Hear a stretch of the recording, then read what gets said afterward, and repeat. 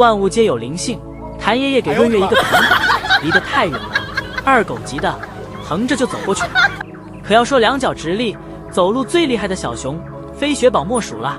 外号大头、雪猪猪、叉腰熊，以叉着腰、舔着小肚腩走路走红整个网络，是直立时间最久记录的创造者和保持者。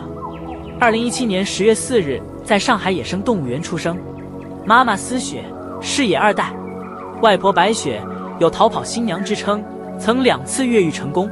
姐姐雪雪，2014年11月23日，仅仅野外放归1个多月就去了潘达星。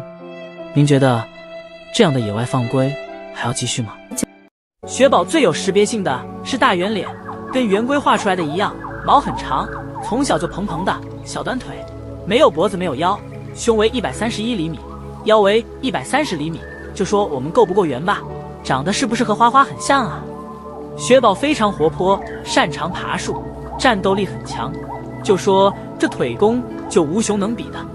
这不看奶爸来了，立马直立起来，一边走一边接胡萝卜吃，站累了还扶着妹妹千金休息下。奶爸喂完妹妹，转到后面，雪宝叉个小腰，舔个小肚腩，跟着奶爸的胡萝卜走，这也太可爱了。